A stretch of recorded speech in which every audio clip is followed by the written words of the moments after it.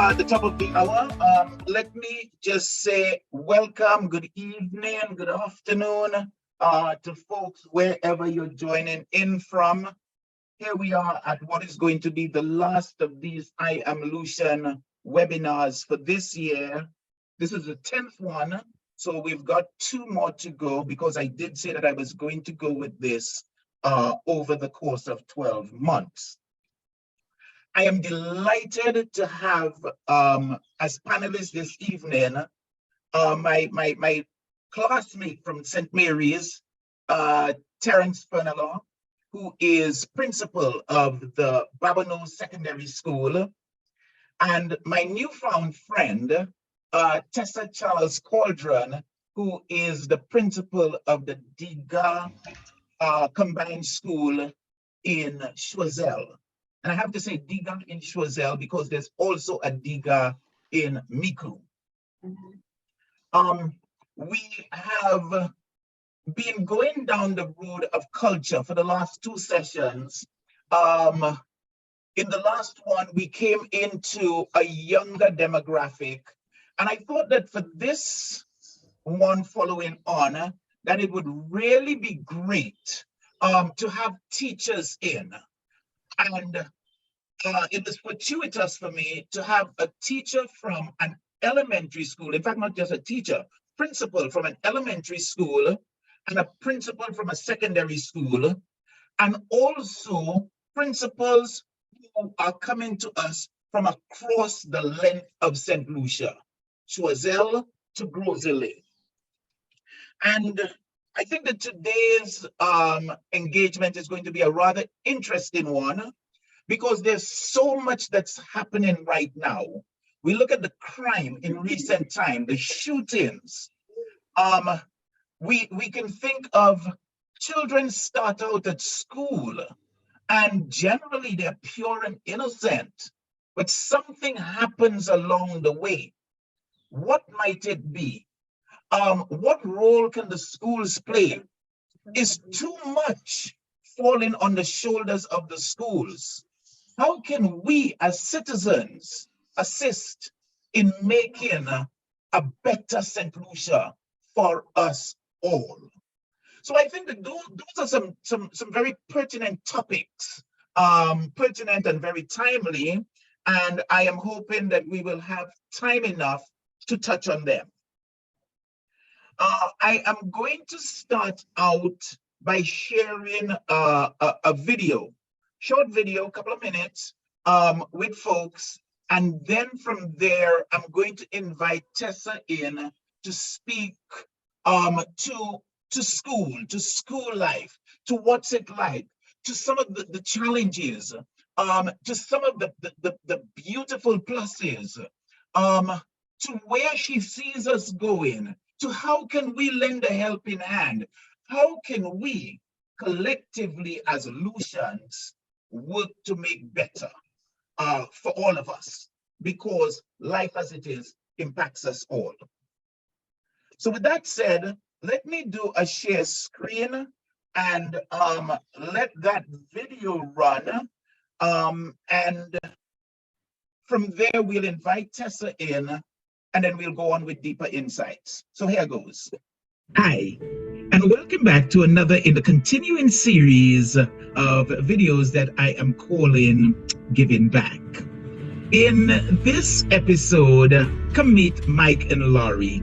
They came out and did one of my private island explorers. And from my initial interaction, Mike was particularly taken because I spoke about it being lobster season and us going over to Mama Tilly's for lunch, and he was like, yeah, big, fat, juicy lobster. Sounds just about right. So there we had it all together. But then things got even better because I developed a relationship with this school of grade K through 6 students and this idea that I'm calling Giving Back. And when I spoke about us going to the school and meeting the kids, Laurie was immediately taken and said, Kirk, what can I bring for them? How can we help this cause? So we went off to the school, and this was the highlight of our day. Well, alongside the lobster, of course.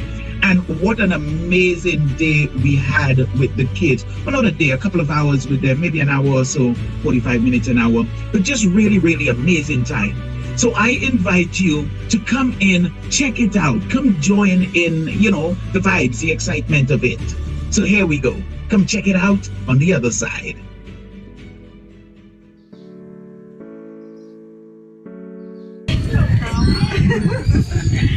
Welcome to the Gagapanik.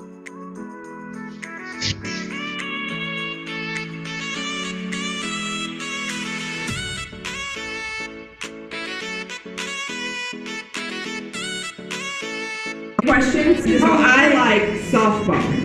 Call it softball. It's like baseball, but softball's bigger and for girls. And you pitch it, instead of throwing it like this, you pitch it like this. Out of all the countries and islands I've been to, which one is your favorite? This one's up there. Right? I kind of like Saint Lucia. Yeah, we're definitely it's going to beautiful come here. Yeah, you're very lucky to live here. It's beautiful. Thank you. Yeah. So what do you want to be when you get big? Fireman. A fireman. Or go into the military or Navy. Ah, military or Navy. Very nice. What do you want to be? So there are two things. Uh-oh. I want to be a professional gamer or the Prime Minister. The Prime Minister of Saint Lucian or the President of the Caribbean. Yes. You guys like suckers? Yeah! I thought so.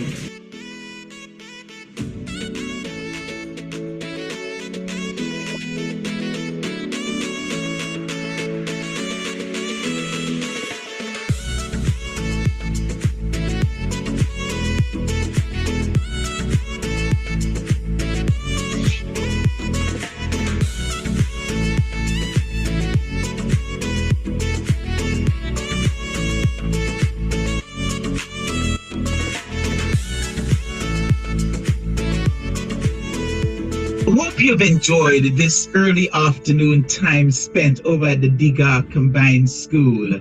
Weren't those young students just absolutely and magically delightful? Gosh, all of them are just about superstars. But of course, I don't know if you're just like all the rest of us and saying that Marcus was just wow.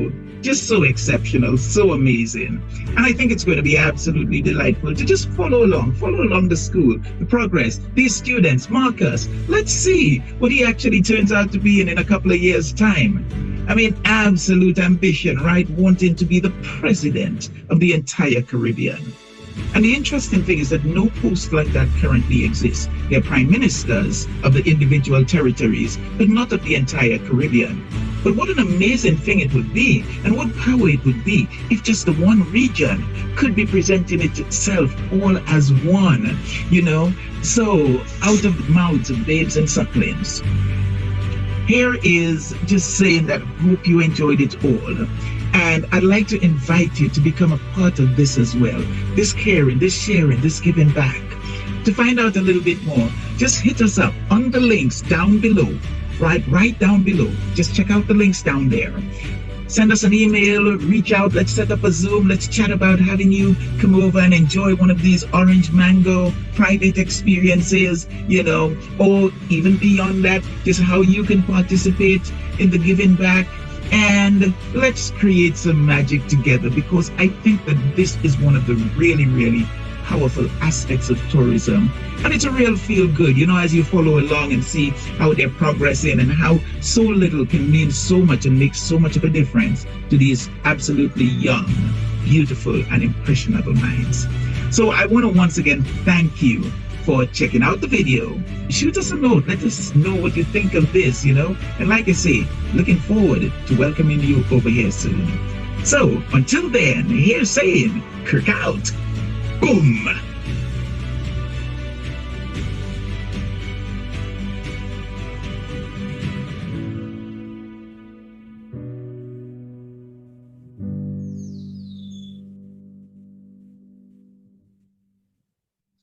Okay, so there you have it, folks. I'm just sharing with you some of the other things that I have been up to, but by and large, about how do we work together, and not only among ourselves, but getting visitors involved, you know?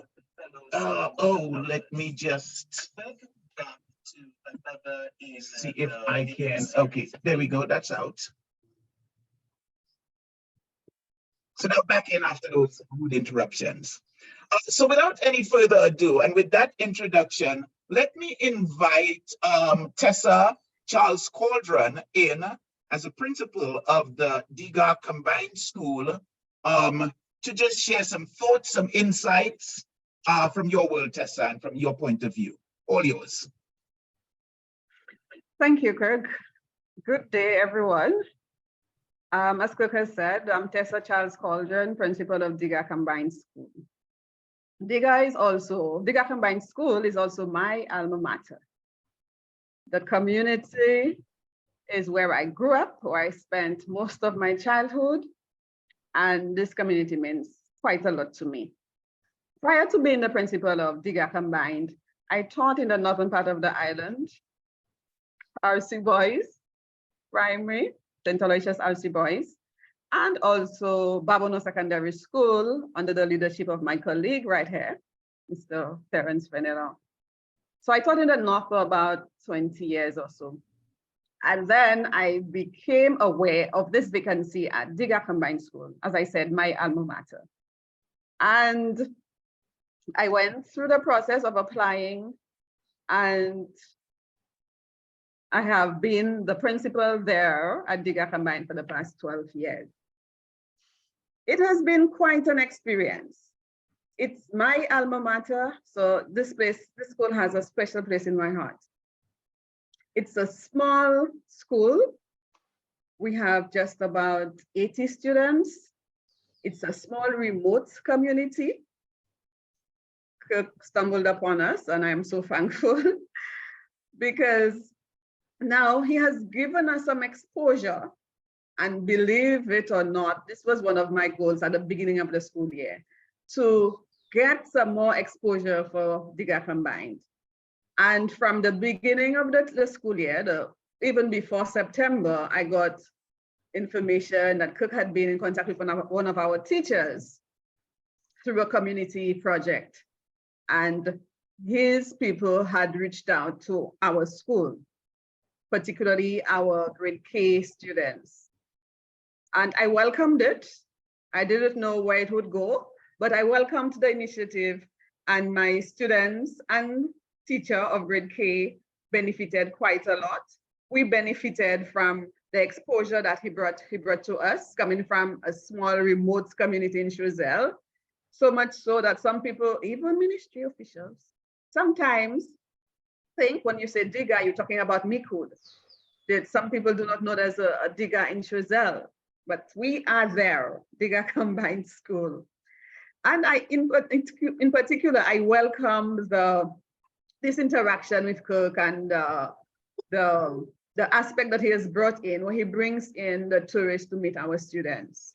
We do tourism, and reflecting upon it, I remember a few years ago, prior to COVID, we wanted the children to have an interaction with tourism, and we had to bus them to Soufrière. And Soufrière is just about maybe 10, 15 minutes away from us. But it cost us hundreds of dollars to get these students to Soufrière, where they would meet, and we were hoping that we would meet tourists along the streets in Soufrière.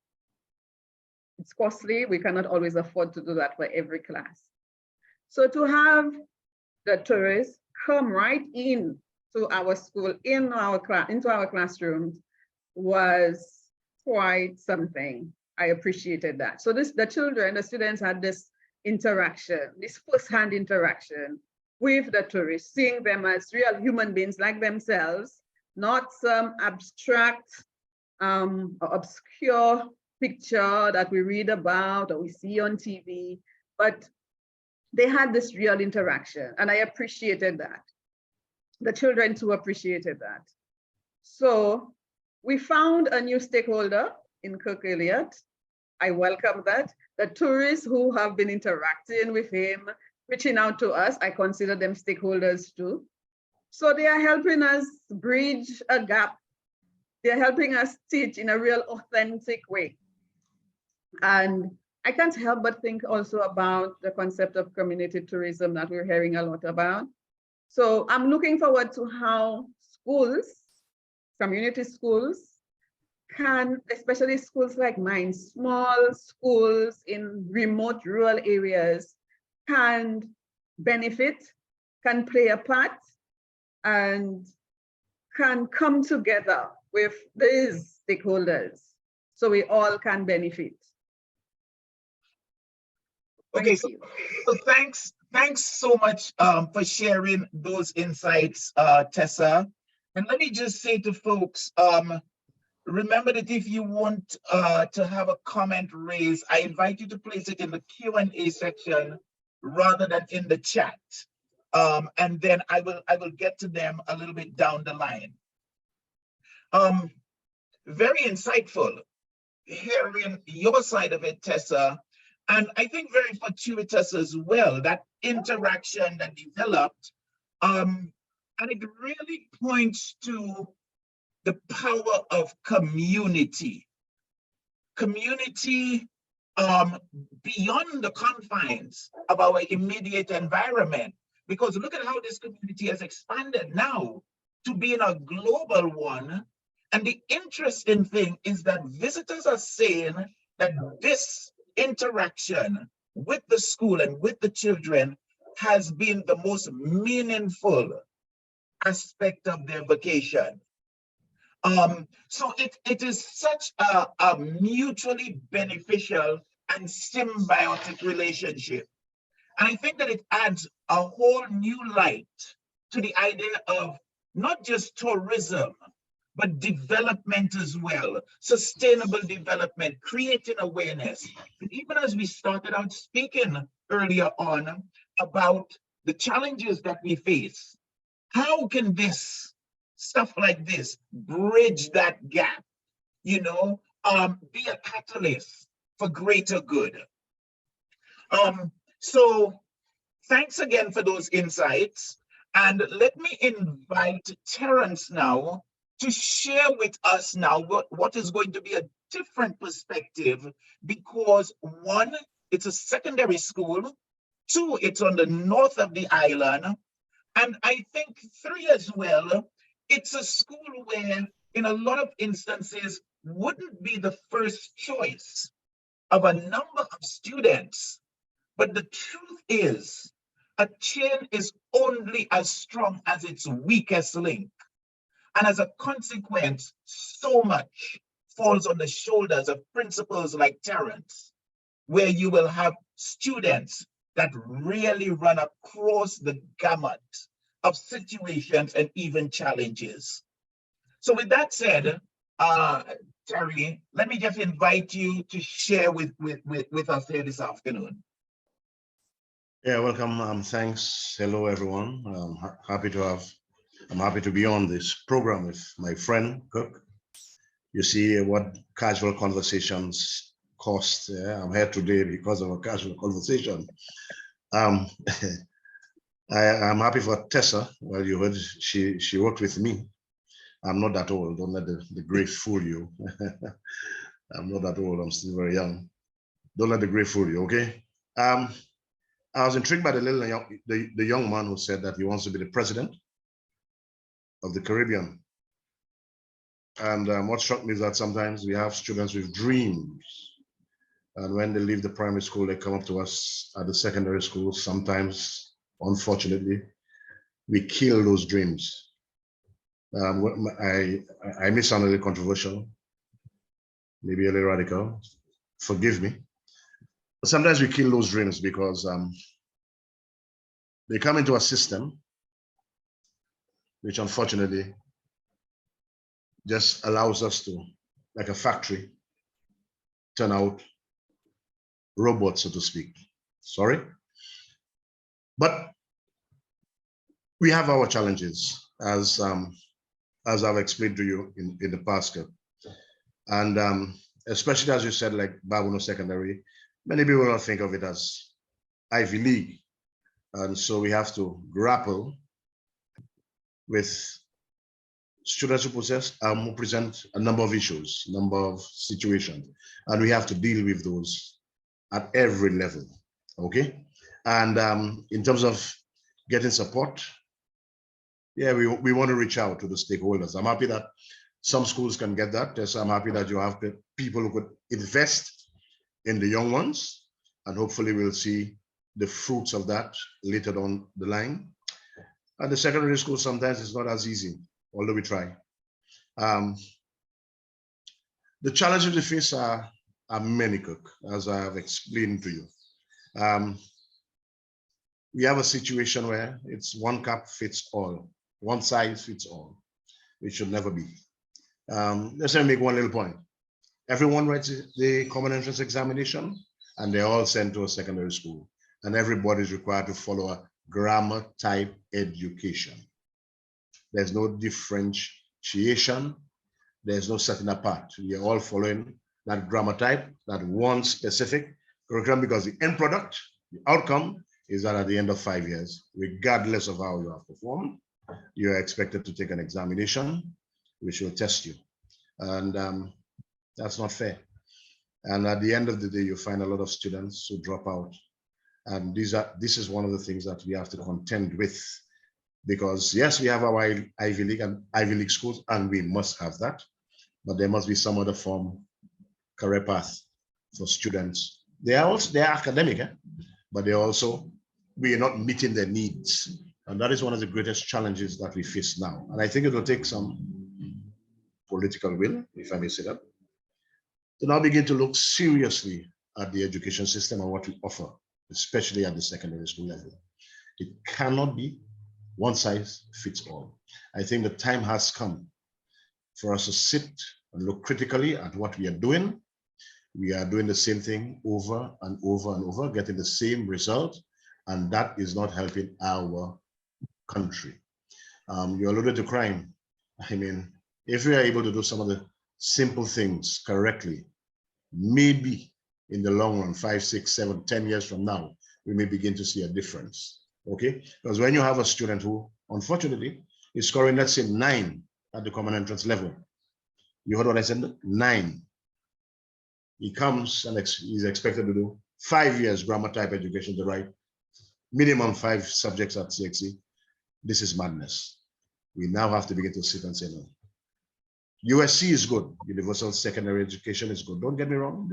Every child has a right to an education. Okay, the rights of the child, if you use the UN Charter on that, the education goals, we have to provide them with that.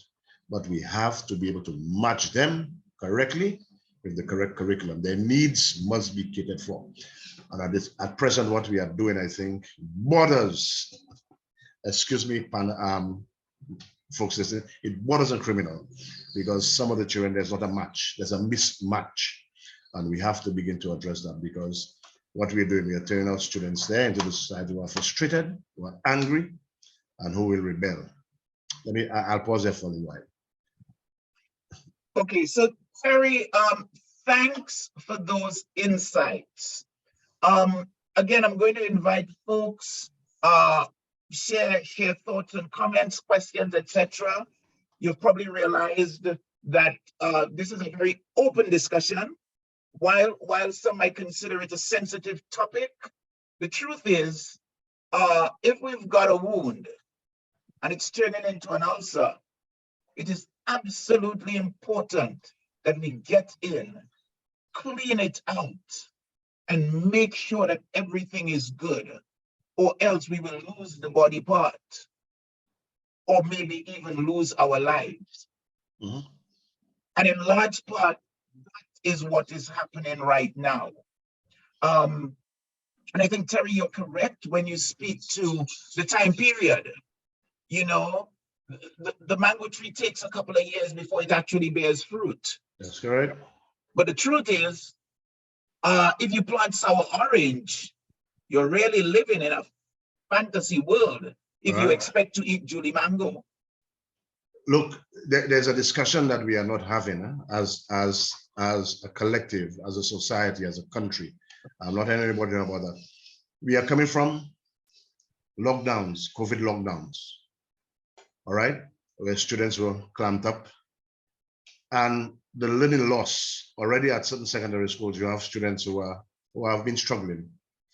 And the learning loss, the last research I saw was 7 years. Some papers put that at more than, say, a decade. We already had problems before. That is compounded now by all that kind of learning loss, right? And no one is addressing that. It is just business as usual. And I'm seeing down the road what I'm seeing presently at the secondary, well, where I'm at, okay? Where I'm at. We will be having problems 5, 6, 7, 10 years from now. Because I could tell you, there was a time that students, the combinations is over, and we were teaching students we are not met by remote, online. We are not seeing them, we are not interacting with them. We were not able to orient them. We did not facially, they meant nothing, you know what I mean? But we were lecturing and over, via Zoom and Google Classrooms for almost a whole year. We had not yet met them. And now that we are face to face, we are realizing we have a major problem. And we have the educational authorities, unfortunately, we have not begun to address that. We have not sat to have any kind of discussion on how we are going to deal with these matters, because that is going to impact our country at least some years down the road. And we do not, there's a potential for that to explode and be problematic, but there's no discussion. It's just business as usual. And that cannot be allowed to happen. And we having major issues in that regard.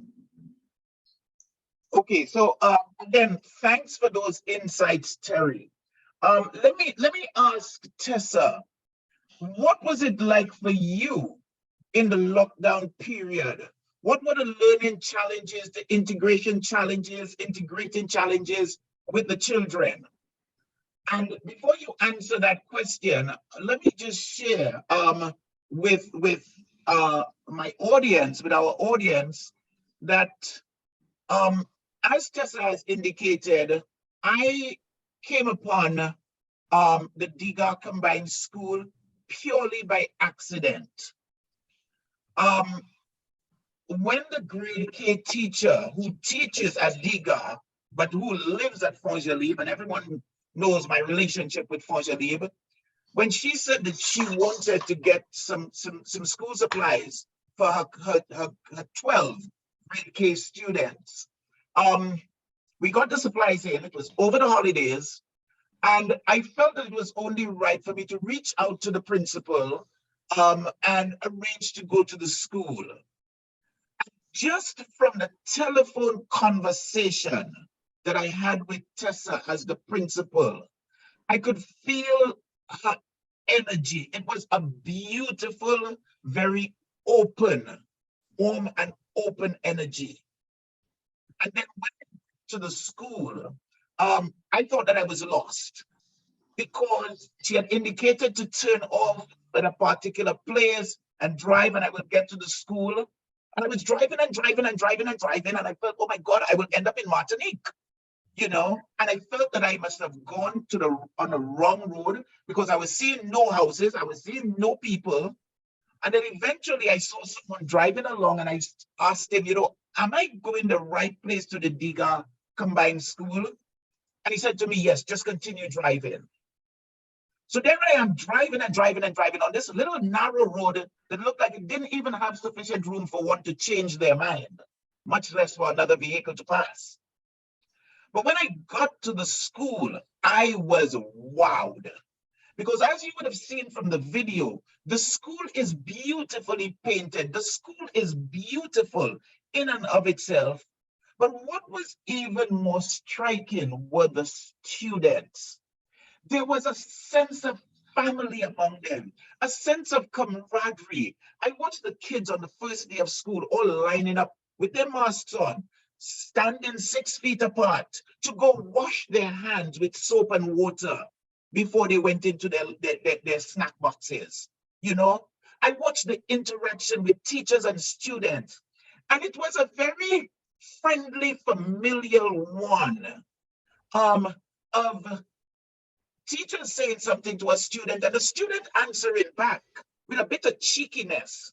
but not out of order, not disrespectful. It was just so warm and engaging. And then here was the principal who was sporting locks.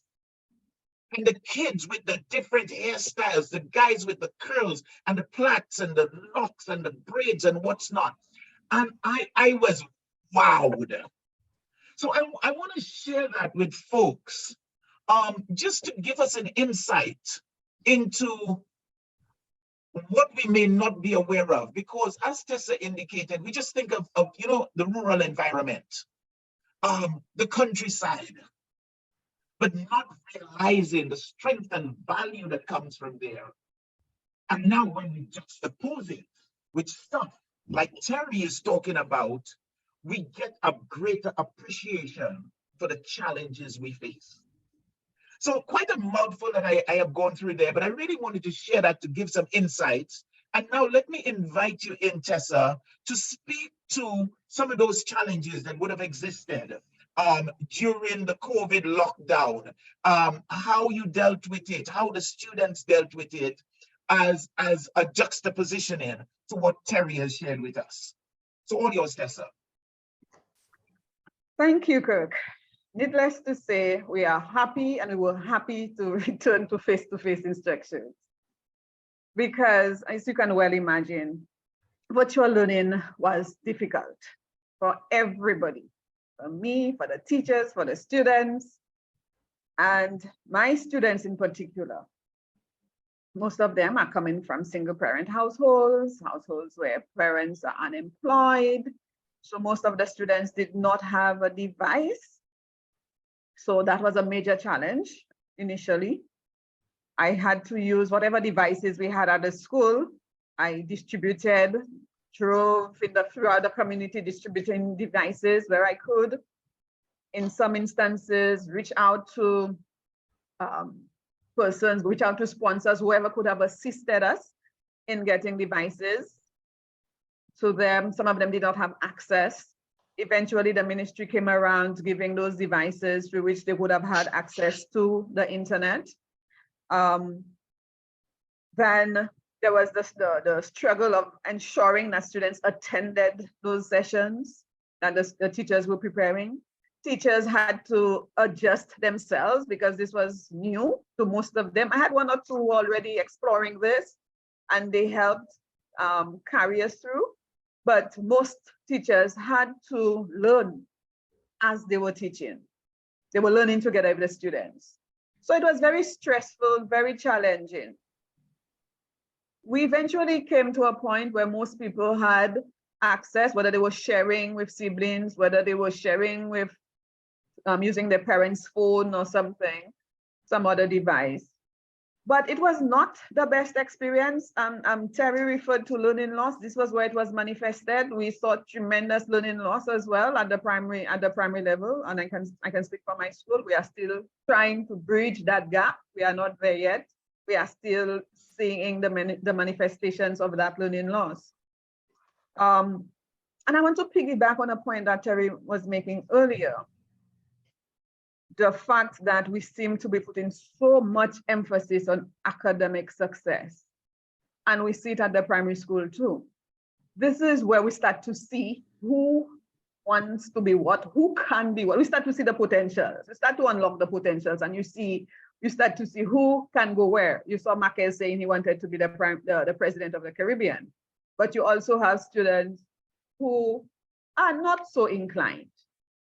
And you want to, when the students have to make their choices to go to secondary schools, you try to guide the parents and you say, this might not be the best choice. How about considering K? How about considering taking him to an institution where he could learn a particular skill, a particular trade, because the children have different skills, different interests that if you nurture, you can see them being productive citizens in the long run. But some parents do not want to consider that. My child will go to secondary school irrespective of whether he can survive secondary school education or not. And this decision is left to the parents, even if we know better. Even if we we are in a position to tell them, this is what we have the records to show, this is what has been happening. And in my opinion, Terry was saying about being radical. In my opinion, I don't think this decision should always be left to the parents. You have the professionals, you have the educators who can guide the parents and who should be able to, whose knowledge, who should have more credence in a situation like this to ensure that we are guiding our students. Because these are the same students who go to the secondary schools, they struggle very often. They struggle because there is this mismatch that Terry alluded to. And a sub point for all of us St. Lucians is the crime rate that we are seeing, the crime surge that we are seeing, that hurtful crime surge that we are seeing. And I cannot help but sometimes wonder, that's way up in the primary schools, when we do not make some of the right decisions, when we do not do some of the best, when we don't give them some of the best guidance, when we know better. And yet we see them going down that path. I see some of my students at secondary school. I have those who excel and who perform outstandingly. And I see those who are struggling, and I keep on checking. I just checked on one, and I have a sister at the secondary school that he attends, and she's telling me they called the mother in again, and this is a mother that had spoken to at primary school when he was about to go there. And she said they called her in to say that you should probably consider K at this point. And she says, no, my son is going to write CXE. This child is not going to successfully write one exam at CXE level. What are we doing? So that's the painful realities. These are some of the challenges that we see. And all of these are compounded by the learning loss that was manifested during the virtual learning experiences that we had. So again, Tessa, thanks for those insights, that sharing. I'm going to jump to a couple of comments that are coming in, and I mean, from both of you, just so heartfelt. And I think that something that those of us who don't have a direct involvement with schools may not realize is that sort of maternal/paternal instinct that principals in particular and teachers as well will have. I mean, that for me was one of the biggest and most beautiful surprises that I got coming into the school. And it's interesting as well, because this conversation about the schools really started with Terry, me and Terry talking about it. And I had a client who was coming in from Canada, going to Barbados, and he was going to come to Saint Lucia for a day. And we were going to go up to the Baccano school. And I'm sharing this because I don't know for others, but I have been finding a lot of interest from visitors, maybe because I tell them the story. I take them into what I call authentic Saint Lucia. And I really would like for us to explore, as a people, as a nation, how can we come to the aid of our children? Because it is an easy and an unacceptable cop-out to talk about the youth. The youth are this, the youth are that. Because one, they've never asked to come here. So their failing is our collective failing as the grown-ups, as those who have brought them here. And being very solutions-oriented, where I really would love to see us going is speaking now to what are possible solutions. And this is something that I'm going to engage you folks on. Let's start just considering what solutions could look like. And I invite my audience to also think on that and share thoughts and insights. So having said that, let me just jump in and see some of the comments that are coming in. Here is one that says, What are the subject areas recommended to reach the students where they are at? Yeah, let me jump in there, Kirk, if you don't mind. Sure. May I? Yeah, man. By all means. Just to piggyback, I see my vice principal, Mr. Benji. Yeah, let me address Ms. de Turville. Ms. de Turville, she's one. I see one about social media. I'm coming to this. Let me in a roundabout way. I was asked a philosophical question: Is this a Babono secondary school or a secondary school in Babono? I heard you speak so nicely about the familial tone you had at Diga, because it's family. You know, the closeness. It's a close knit. Unfortunately, we don't have that at the secondary school here. It is just a secondary school in a community.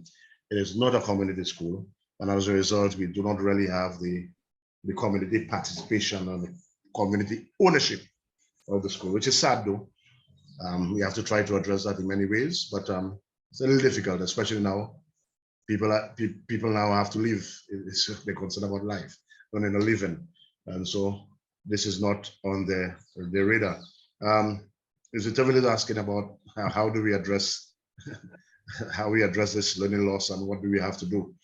Well, I could tell you just in the week, with today's Sunday, just last week, Mr. Benji, my vice principal, is on, the education officer, etc.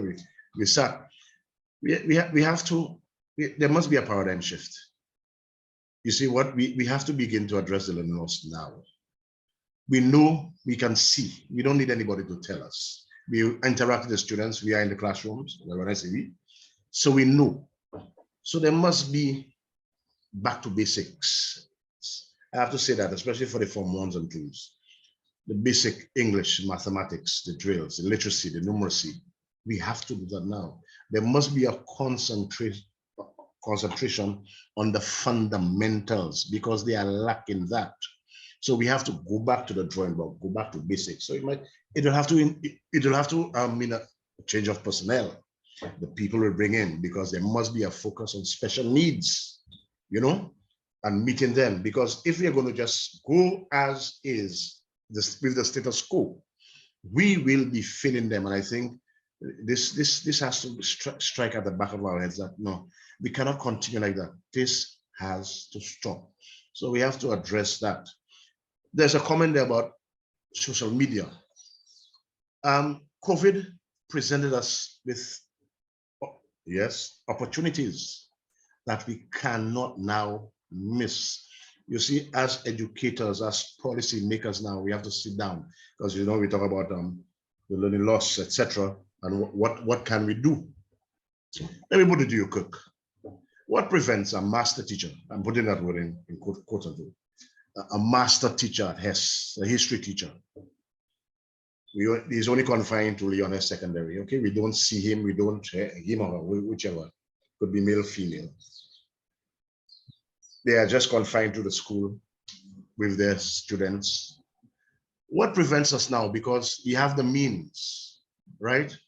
Via Zoom, Google Classrooms, and the other platforms. What prevents us now from having that master teacher, when that teacher is delivering lessons, from reaching out to Babono Secondary and the rest of the student population, the students who are doing that subject? Because if you have a brilliant teacher, a brilliant teacher in mathematics at St. Mary's, why must he only be confined to St. Mary's? But we have the tools, we have the broadband at the school, we have the internet, we have the Wi-Fi, we have the access. So why can't we get a piece of the brilliance and expose our children to that?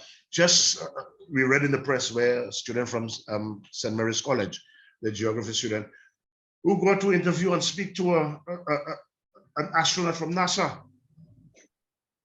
Why is it that was only confined to that school?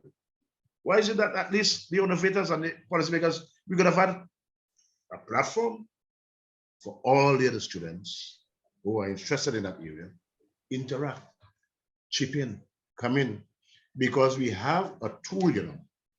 COVID presented that tool to us. We realized that we can do things, social media, all the platforms, and we can reach out to all those others. So we have to think now. Well, I don't know if it's outside the box, because I don't know what the box is or what the box is. But we have to think of the innovative ways how we can meet our students. piggyback on Tessa.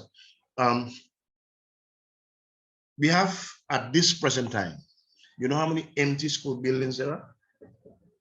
We have quite a few sitting idle, right? We have to reach a point where some of these buildings are repurposed, and some of those students who we are feeling at the grammar type education are channeled, not just tech for, but learning trades. Because as I explained, a lot of these students are frustrated because they cannot, they're not interested in what we are presenting, because we are just presenting the same thing in the same way, all right, the year in and year out. But they need a different path, a nudge. And we now have to think, get the political will, the resources, channel them in that direction. So there are opportunities, but we have to grab these opportunities to save our youngsters. If not, we're going to be sending out disgruntled and frustrated students, young men and women out in the society with no aim. And then the next thing we know that they have the guns and they're coming for us. And we've seen what is happening now did not just happen in Cook. It's not one day they just woke up and they got bad.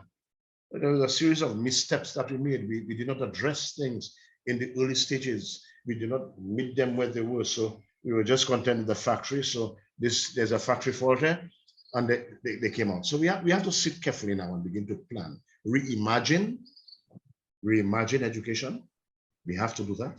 It cannot be business as usual, to see how we can begin to address those kids, meet them where they're at, and point them in the right path, in the right, channel them properly. So at least we have fun, and when they come out, they're functional. They have something that they can give back. They can be contributing meaningfully, rather than just, they're spaced out and stuff. And at present, we're doing a lousy job. I must say, unfortunately, forgive me, but we're doing a lousy job. So Terry, let me just have you take a pause there. Thank you for that. And I want to hand that same comment over to Tessa. And then what I'm going to do is I'm going to pick up some of the others and sort of, we've already gone halfway. Can you believe this? So I want to pick up, sort of like pick the pace up a little bit on some of the other comments that are coming in, so that we can continue the discussion, because I would like to see us take the discussion from just being prescriptive to being reaching a state of delivery, or maybe we could even say deliverance. What are some of the things that we can do? And maybe we can't come up with the answers right here, but I really would like for us to be thinking that way, because literally our lives could depend on it. Both of you as principals have alluded to the issue of crime, and that's a very pressing matter right now. It was not born overnight, and it will not be removed overnight, but we literally need to be working on it probably from last night. So just to come back to Nandi's point, Tessa, your thoughts on it. What are the subject areas recommended to reach the students where they're at? Thoughts from you, Tessa? I believe at the primary school level, we are doing what we should be doing in terms of the curriculum. And let me qualify that, because we are saying that our curriculum at the primary level is overloaded. And let me also say that, and I'm happy to say that also, the curriculum review has started. This is something that educators have been crying out for. So that has started. I believe where we begin to have the major challenges is at the secondary school, where some students find themselves there and they do not know how to cope. They do not have what it takes to cope. But at the primary school level, we are dealing with the fundamentals. We are dealing with what we have to do. We are doing what we should be doing as far as, the focus on the subject areas that we need. As I said, in some instances, it is too heavy. And especially in areas like the sciences, where teachers are complaining that it is too heavy, and that is being addressed. I would say that on behalf of the Ministry of Education. We are going through curriculum review at the primary school level. Okay, so thanks for that, Tessa. Here is one coming in from Sylvester. Proactive presentation by both principals. Fundamental changes to the education system is being proposed. What strategies do the principals propose to commence these changes, perhaps at their existing schools? Interesting, right along the lines of what I had voiced a moment ago. And again, Terry, let me invite you in, because both of you as principals have agreed that the deeper challenge happens at the secondary school. And Terry, even as you indicated, your situation as a principal is exacerbated by the fact that what you have is a school in a community. Yeah. And not really a community. It's not a community. A school. Yes, it's just a school in a community, not a community school, unfortunately. The challenges we have. There's a comment there how the social media affected the learning loss, affected us during the lockdown. Sadly to say, I'm coming to your question. Sadly to say, I'll just address it at one time, guys. I just saw it. But don't worry, generally, I will go through them individually, so folks who don't see this will also hear. Yeah. Okay. Yeah. Sadly, during the time of the lockdown, everyone is not. All things are not equal. A house for you is not a house for, right? Online for you, for another child. I mean, the playing field was not level. Okay. So we were starting out. We were starting off already on the back foot, because a child who comes from a home where there's mother, father, they get well-to-do, child has a laptop, internet access, as opposed to a child who is sharing a one room with 5 siblings. You understand? And then you're in lockdown. It's not the same. So there was a lot of suffering, hardships, setback in those areas. Now these students are coming face to face. And that is where we are seeing the problem. We have to decide, hello, we are offering 21 subjects. Why? Why? We cannot afford to. At the expense of what? What do we want to do? Right? When you have to already, with all what has transpired, all the challenges those children are coming from, then we are asking them, then you have to do 7, 8, 9 subjects at CXC. Why? It's important, it should be. So now we have to tailor according to the needs. We have to tailor. And in some instances where we are finding that there are other avenues open to children. For example, let me just bring up the Center for Adolescence Renewal Education. Okay, a wonderful school. What they offer there, the program offered there, oh, it's tremendous. The soft skills, the other areas, this children go there and they get well-rounded. We have to now decide. We sit with parents, students, based on what we are seeing, this might be a better option. Okay, that might be a better option available to you, right? And so on. Some are convinced, some go ahead, but some are reluctant, as they say, well, my child must write CXC, which you understand. Now, one of the things that we have to do, we have to learn to be innovative with the technology. We understand now that, well, we know from research and stuff, students don't all learn the same way. We have to move from the lecture, how we deliver our instruction to the students. All right, what modalities we're going to use. All right, when, how. We have to get interactive, right? We have we have to let the children interact now with the material. So you may find that, Kirk, in a situation for us I'm speaking specifically for Bible secondary school. Yeah. Now you might have to cut, say, listen, I mean, 7 subjects at CX now, just can't cut it for you. We can't continue that way. It's not beneficial. Let's concentrate on the subject that matter. All right, not to pass, because unfortunately, the first thing that we do, and we have an overemphasis on passing exams. Basically, that's the first thing, if you introduce any new subject at the school, the first thing they're going to tell you, assessment, exams, and we are overburdened. Children just leave in preschool and they go to kindergarten. After 1 month, they have a barrage of pencil and paper tests. I mean, this is madness. So the first, most of it, we are there's an overemphasis on passing examinations. Now we have to begin to de-emphasize that. There are other means, because everything doesn't have to be about passing an examination.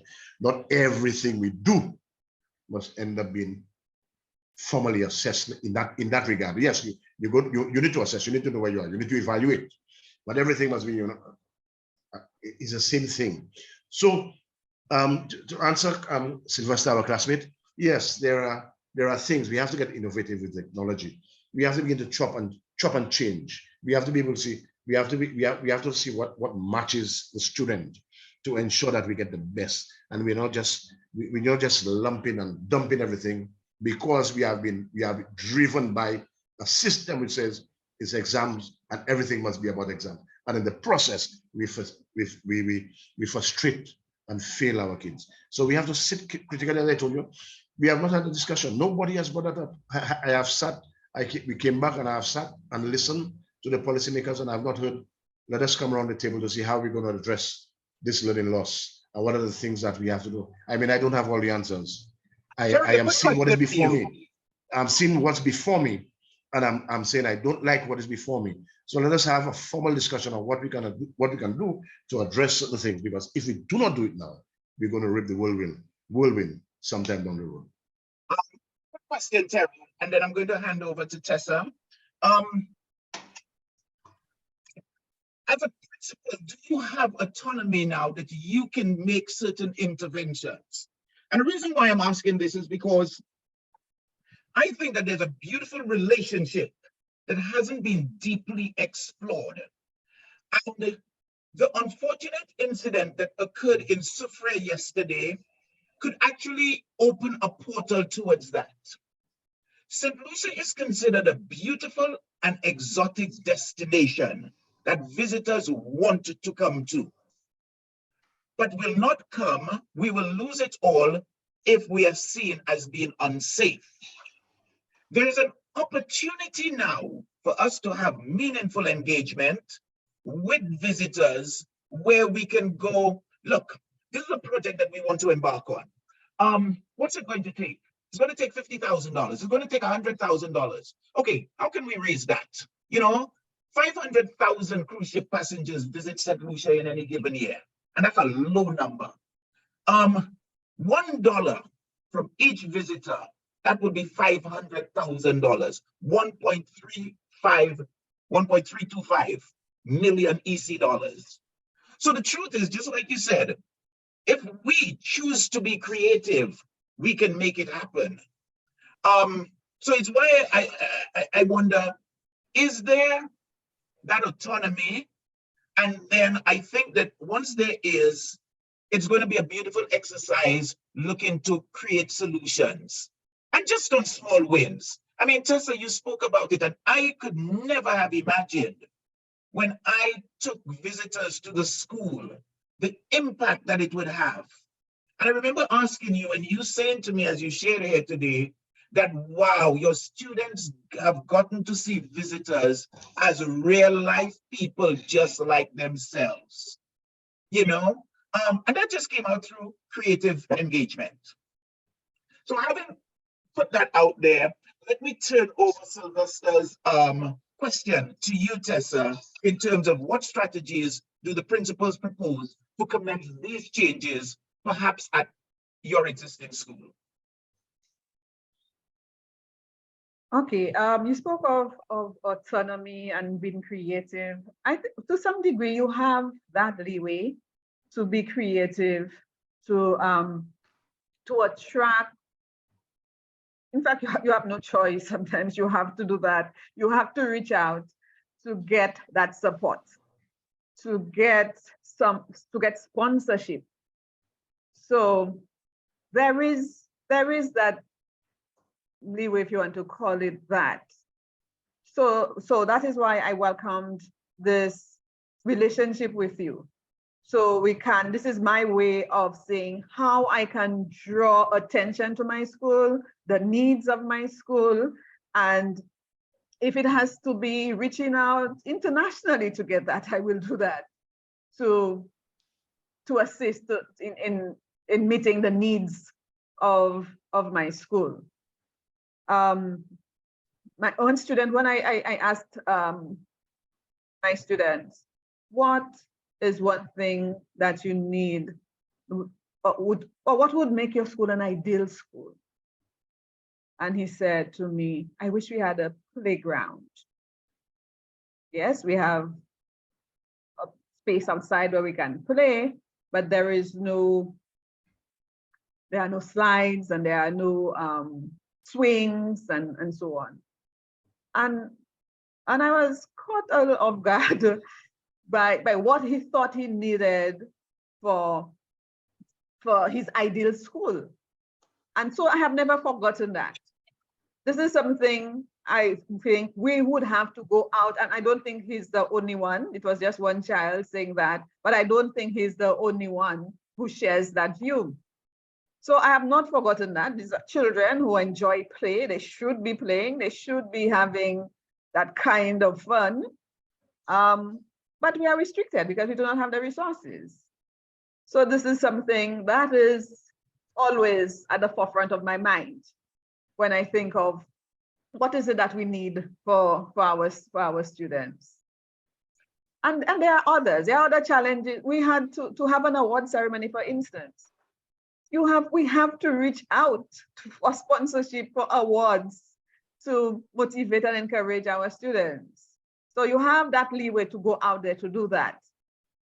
I don't know how far we can go. I have not tested it that much, but there are some things that you can do to meet the needs of your school.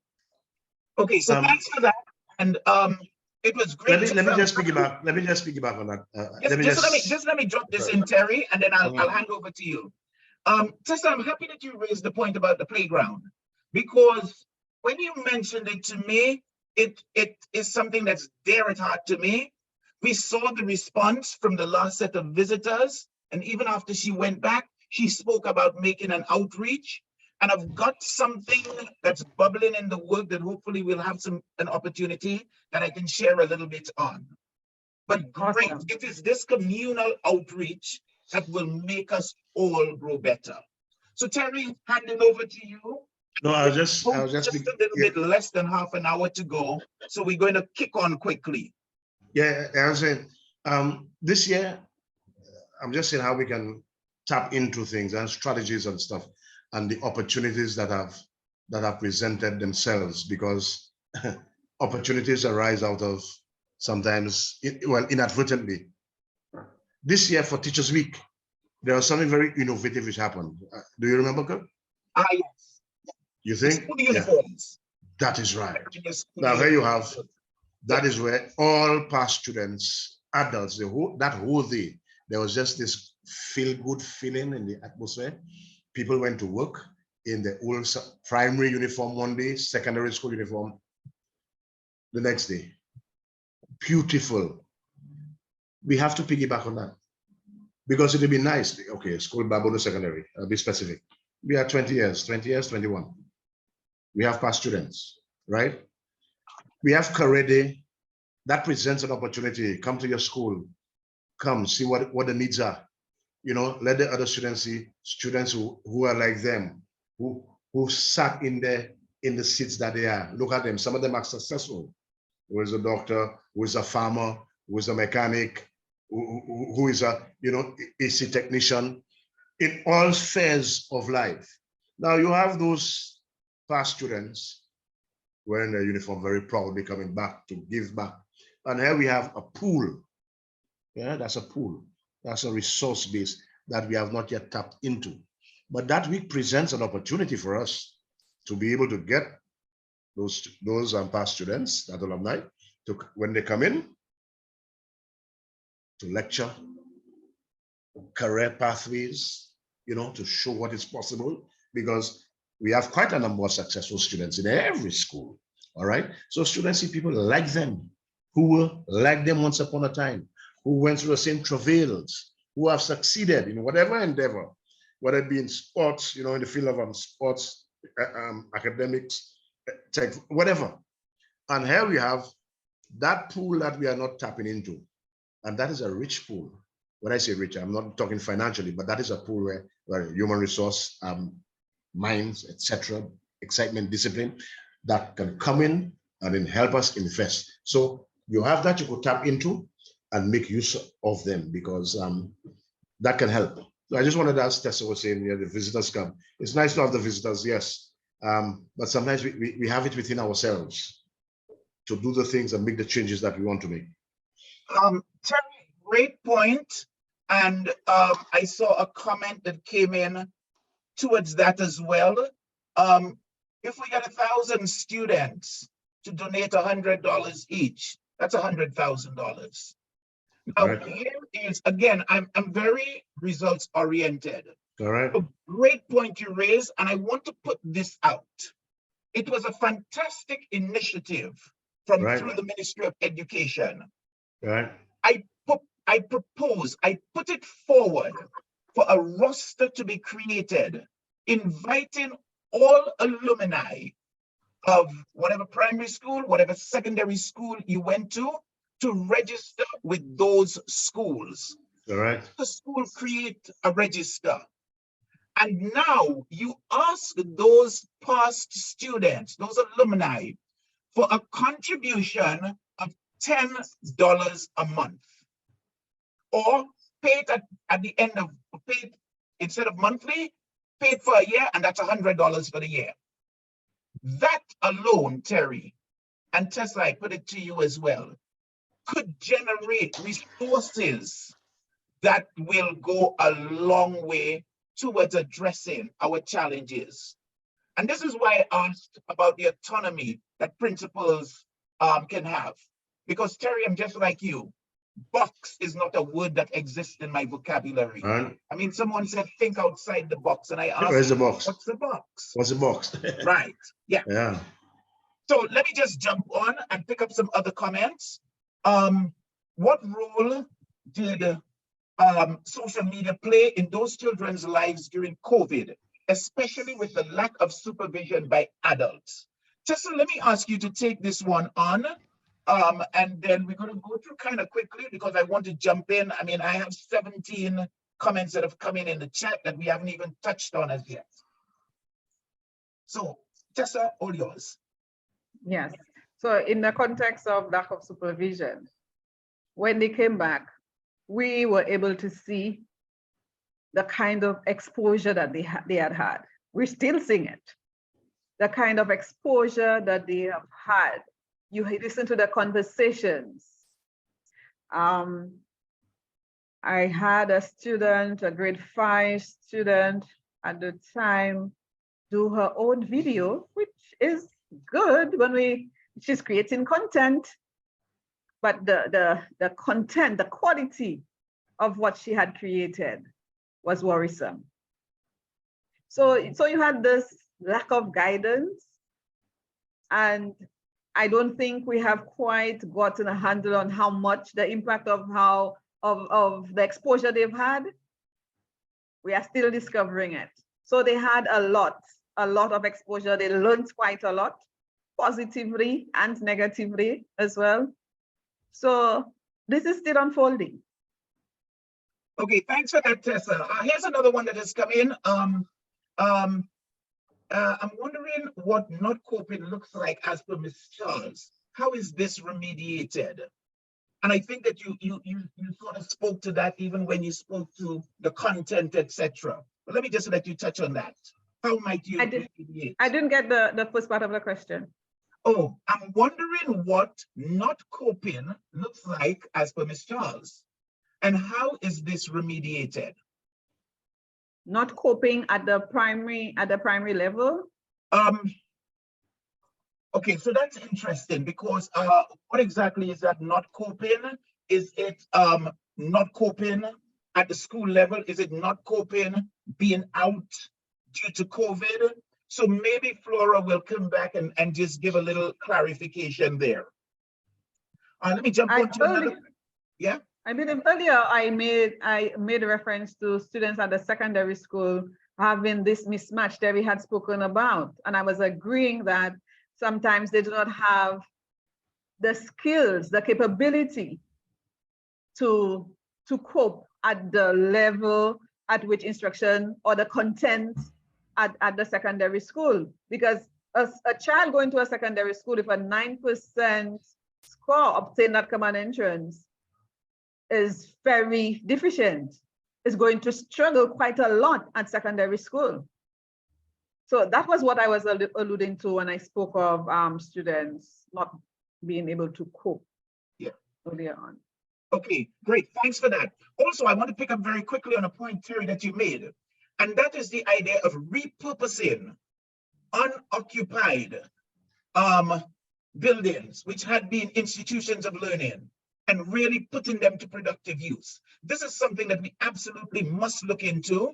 And again, I'm loving this because we are speaking to solutions rather than just the problems. Right. Because if we don't address the problems, they will take us out. Okay, let me jump on to this other one.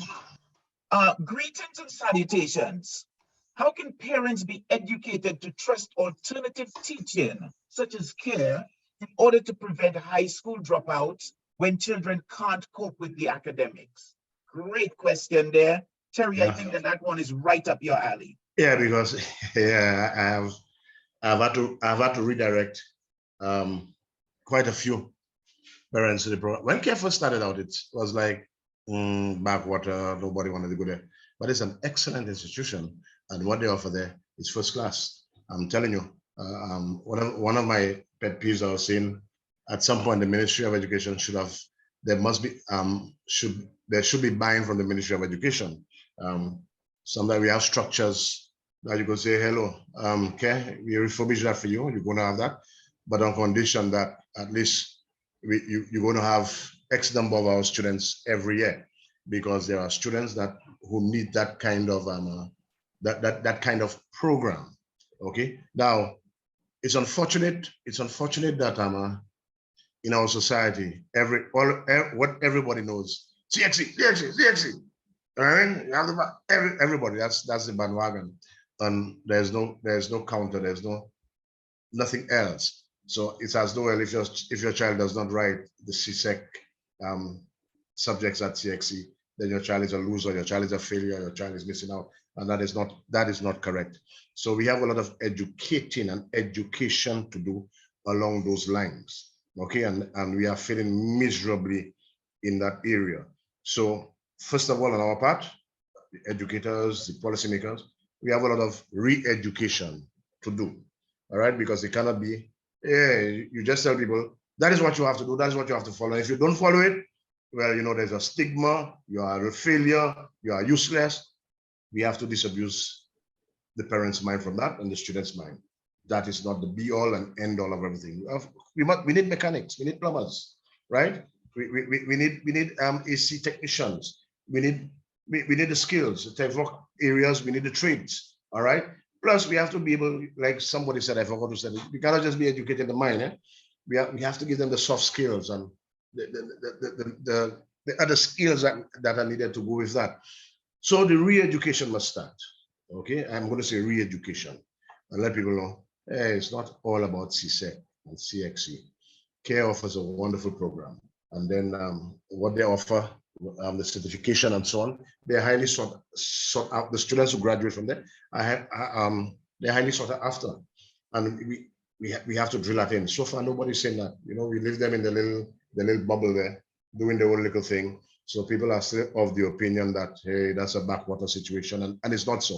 All right. So we have that education and re-education to do to convince parents, because You know, if that is not there, if they don't know, obviously they will be skeptical. They will be worried. They will not be buying. So we have to do that so that they can be buying and see and let them see the benefit and the usefulness of that program. Okay, so I hope I have answered that question for that for the person who asked it there. Okay, great. Thanks for that, Terry. Here's another one that came in.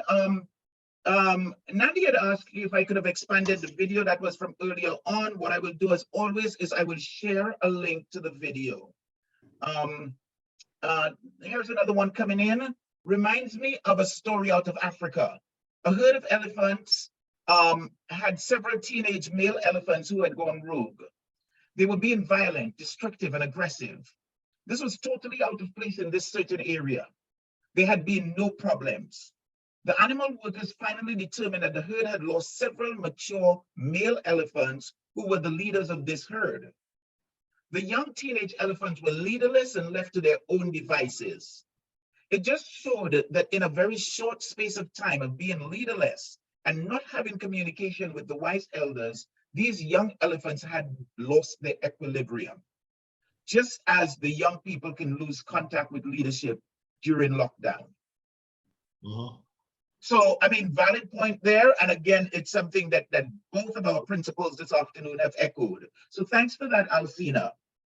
Dawn, thanks so much. Dawn is our links queen, and Dawn has said, I'm pitching Peanut Pledge because we give to the schools.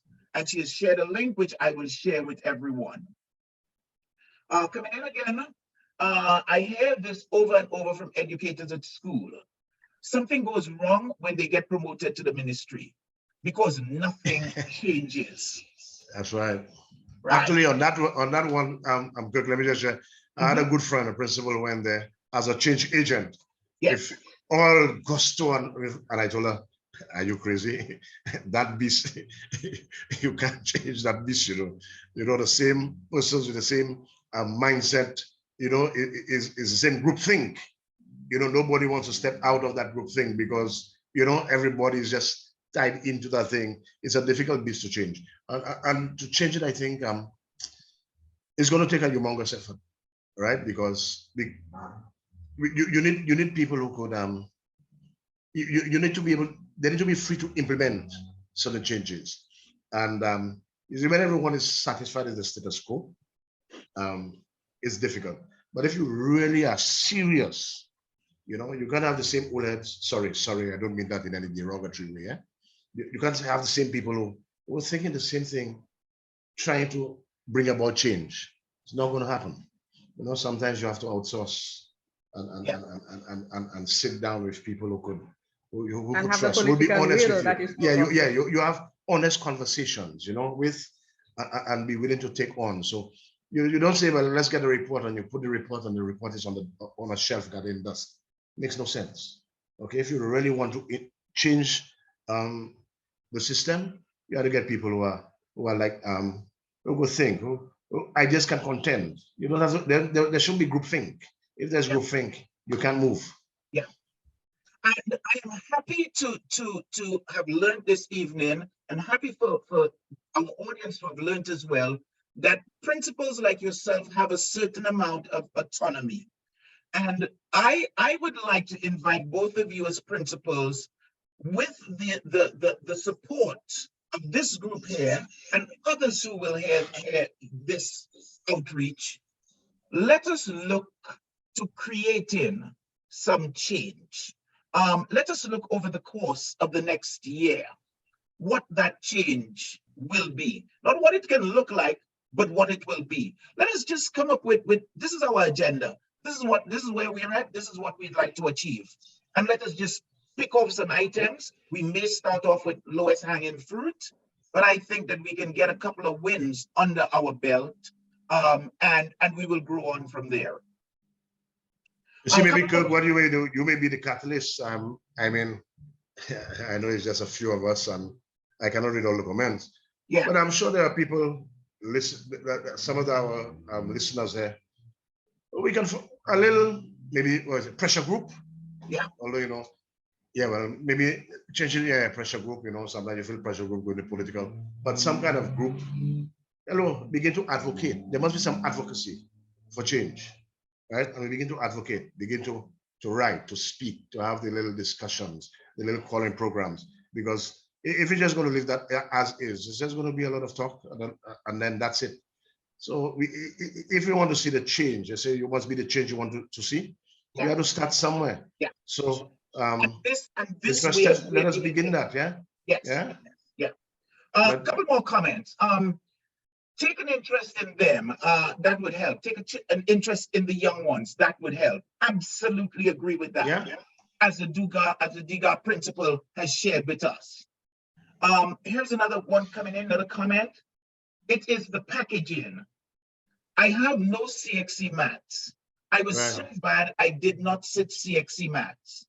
I have a Bachelor of Science, and to get it, I had to do basic calculus. People equate TechVoc with dumbness. TechVoc requires the highest form of math. Believe me, the kids will ace it. Correct. Okay. And we must stop saying that if they're not academic, let them go and do. No. You have to be academic to do the technical subjects, Yeah. You have to be brilliant, you have to be smart. So we have to stop using that phrase. If they're not academic, let them do TechVoc. No, as though that's a place you send dumb people. That's not. We have to stop using that phrase entirely. It is incorrect. I think as well that it is important for us to recognize, with the world changing as rapidly as it does, TechVoc is what is going to lead. Correct.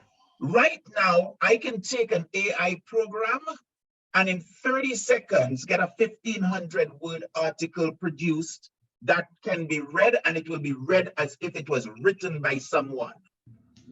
Those writing skills are going to be put out to AI. However, who is going to fix the AI machine?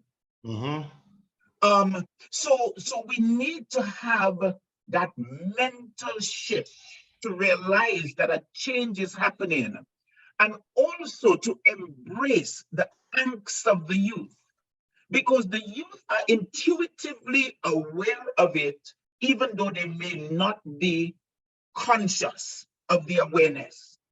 Give any kid a smartphone and they will figure out how to use it, while we are still trying to figure out where the keys are on it. Right. So again, it's not about blaming the youth, but really recognizing the change and running with it. I'm going to pull in a couple more comments quickly. We are now at 4:22. So let's just see how we can pull together. The Ministry of Education may need to be the driving force of this idea. And the school curriculums may need to be changed to have this idea to be implemented. And that is the idea of not equating TechVoc with dumbness. Here is another one coming in, but Ms. Charles would agree that the stress environment associated with common entrance at the primary school level is also debilitating and needs serious review. Mr. Fernelon, Kirk, may I just? Yeah. It's no longer common entrance, it's CPEA, Caribbean Primary Exit Assessment. So there is this, it has changed somewhat, but I will agree that it is no less stressful. There is still this, it's still, especially that it is new to educators, new to students. We are learning as we go. So there is this stress factor, but it is not this one-shot exam that you had before, as in common entrance, the one-day exam in common entrance. Okay, great. Thanks for that.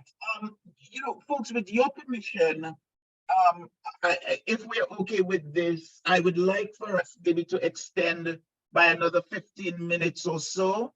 So just if anything, just post something, maybe in the Q&A, just thumbs up or thumbs down on it, because I think that what we have touched on today is extremely, extremely, extremely important. And I think that it couldn't be more timely, considering what has happened to us over the last week in terms of the shootings. I'm not just going to say the crime, the shootings, because it really is madness. and we must be the change that we seek to see. So I still want to give the panelists on some opportunity to address a couple of other matters. So like I say, just going to push on a little bit beyond, if folks don't mind. Reimagine education practices. Look at education from a holistic part of the human experience. Coordinate with the primary schools on students' aptitude to follow a track, be it academic or holistic.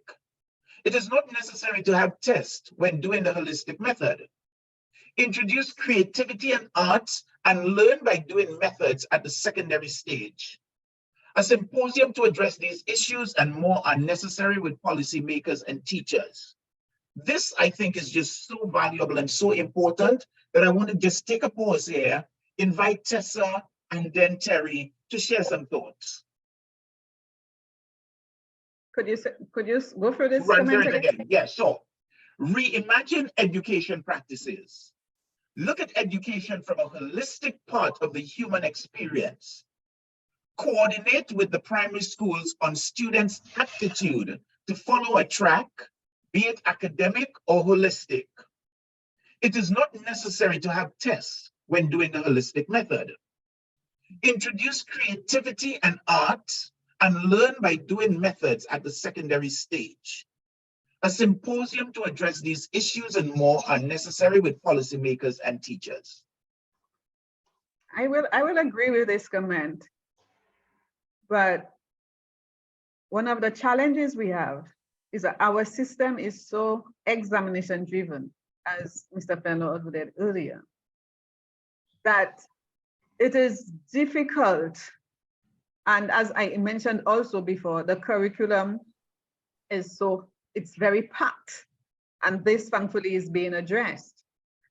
But it's going to take, as the person indicated, it's going to take getting some engagement from the Ministry of Education.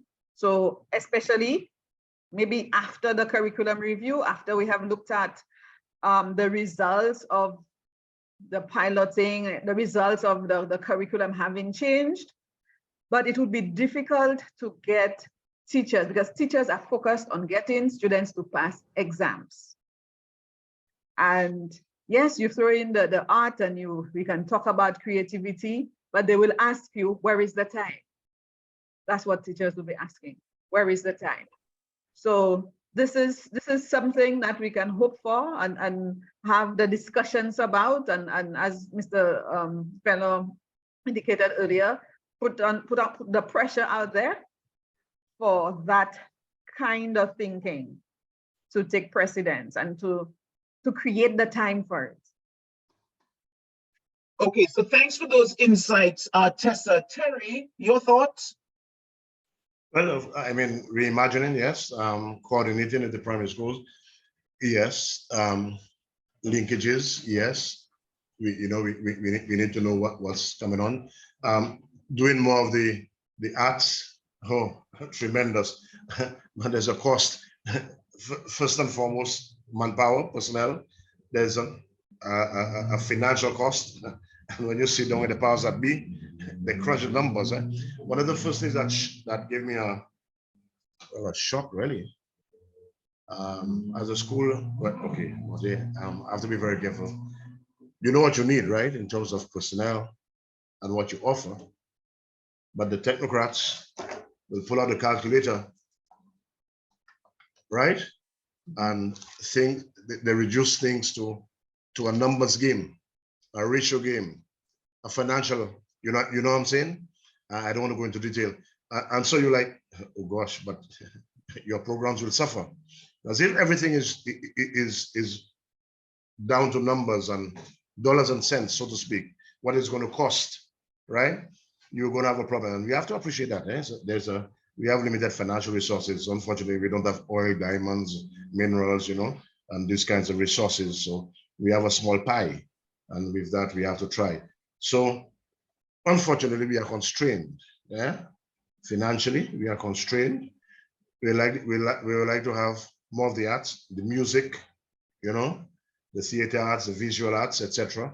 Because children gravitate to that. You could see a difference when a child For example, just yesterday, there was a lantern competition. The children in the schools who are doing that at the masquerade and so forth, they love it. You understand? But again, as you say, we have a very packed program. And unfortunately, still, in spite of no matter how well you do in sports, in the other areas, everything boils on how successful you are at passing examinations. And that is forever, that's a millstone around our neck, because everything is reduced to passing an exam. And we have to be able to find a mix, a balance. You know, it cannot always be about the exam. So yes, we have to imagine, we have to link with the primary school, even up to you know, the level, that linkage, because it should be seamless. We have to be able to do that, and one feeds into to each other for the betterment. But then the tightness of the curriculum and the constraints that we face in terms of finance is a problem. So like you say, we have to find the solutions. We can see the problems, we could articulate the problems, but we could even articulate the solutions too. But the solutions are not always easy to implement because there are so many factors, mitigating factors that could prevent that. Okay, so thanks for that, Terry. And you know, so on point what you have shared in terms of finance and financial challenges. I see approaches that can alleviate that challenge. And it is why I've put the challenge out there to both of you as principals to really come up with a developmental agenda, if we can call it that, you know, going forward, what can work. And let's take that and let's work with it. And let me just share that when I started out this series, I just, it was in me that this is what I needed to do. And I am delighted in seeing the way it has developed. Just last night, someone who is a regular to this program reached out to me and introduced to me a book that has, I think it's over 500 Black persons of excellence, and said, hey, Kirk, can you help me with this? This is something I would like to see get into the schools, that we have quizzes on it, that we start to now empower the children in terms of a sense of self-worth, Black pride, that sort of stuff. I'm not saying it from a standpoint, you know how you're generally told, well, you know, it's being racist or whatever. No, but really it is about that excellence and seeing excellence within ourselves, seeing excellence in others like us. So this is something, Terry, in fact, that's what I spoke about last night. I'll follow up with you on it because it's more based at the level of the secondary school. But Tessa, we will look at it as well, see where we can take it. We have not tapped into the diaspora. Yes, right. And I am happy to share with folks today. I've been asked about pictures, you know, like, Kirk, what have you got that I can buy from you? I mean, a number of persons have reached out on with that question. And I have intentionally not gone down that road because I haven't wanted what I've been doing, these sessions, to be clouded by that. However, I have been working at some stuff behind the scenes. And I'm delighted to share with folks that on Friday past, Export Saint Lucia opened a store at Point Seraphim called A Taste of Saint Lucia.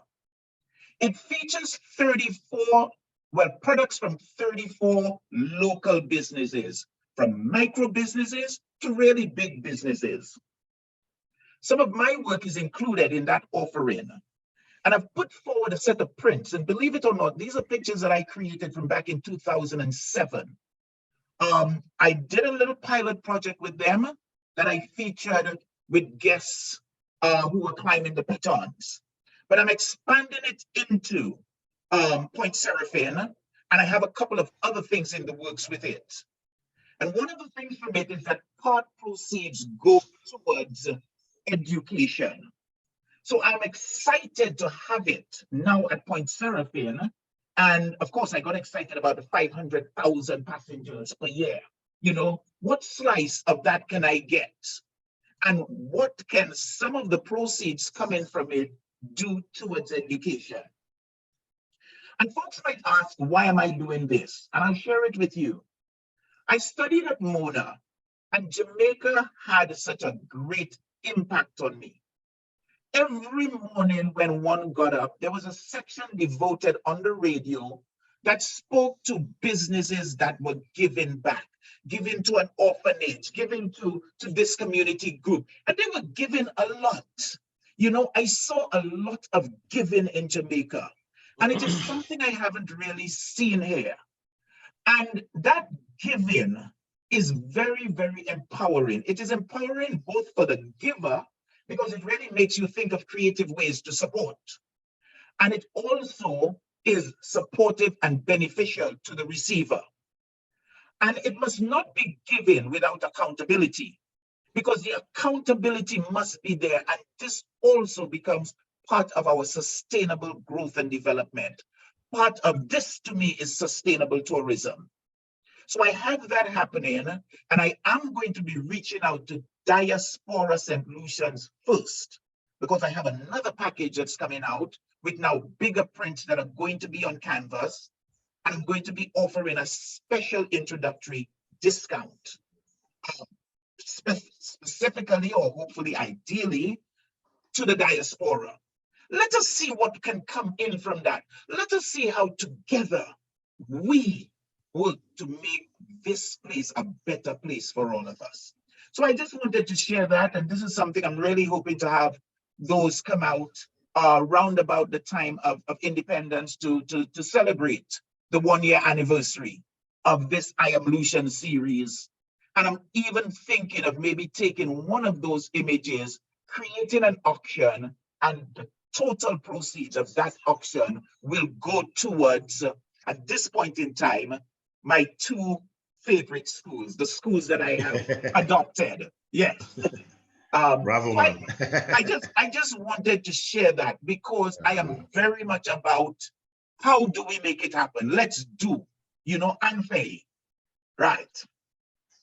So I wanted to take a moment to share that with folks, and I'm sure that I will get feedback. And let me be shameless. I have a teacher who has novels at the store, about 5 novels, I think, at the store. One of my colleagues, my teachers, at the store you mentioned that Point Seraphine, Alice Meda. She's an author, local author. Fabulous. So folks, please go down there and purchase. Yeah. In fact, you can step into Point Seraphine and purchase some of my prints as well. There's some that are autographed, and then there's some which will be at a lower price point that are not autographed, but again, proceeds, part proceeds. And it's going to be, you know, a tidy amount that's coming back from it, because I am truly committed to seeing us becoming the best that we can be, and we can do it together. I mean, God, we have to help Marcus get to that place that he wants to get to, you know? Right.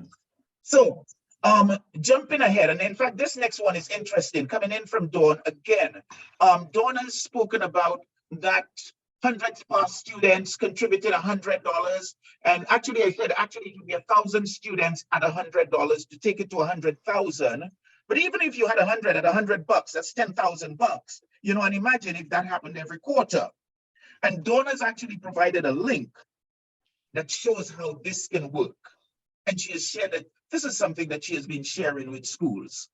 So again, we have the ability before us, but it's for us to now move on from what I like to call the talk shop and just really get into the action.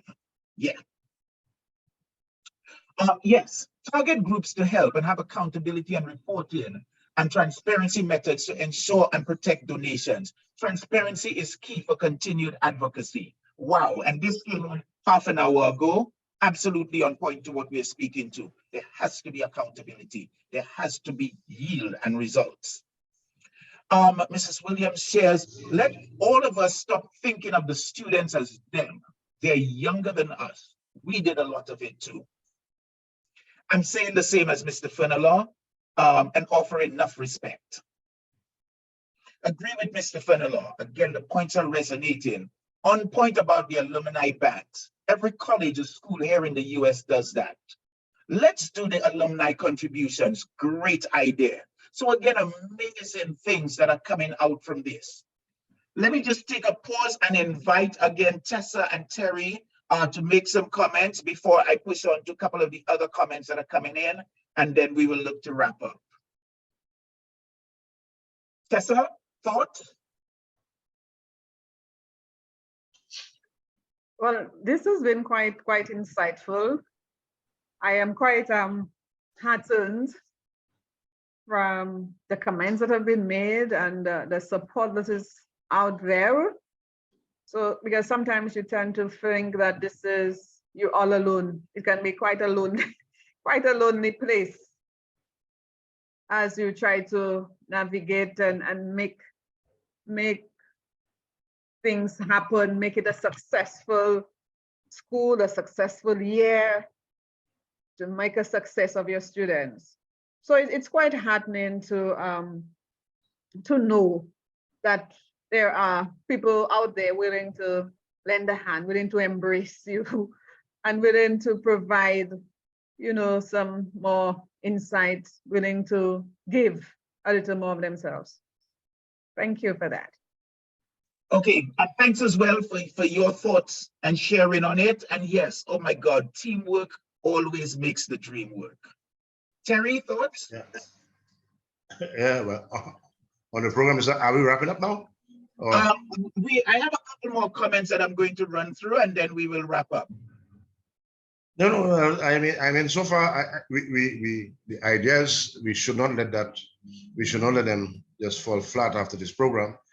I would hate to think that after I've wrapped up and headed back home, actually I had to drive to the office today to that will be the end of this not ought to end there. I think there should be a catalyst for beginning of change. I think we have expert people out there. I'm not necessarily expert. I don't have all the answers, you know.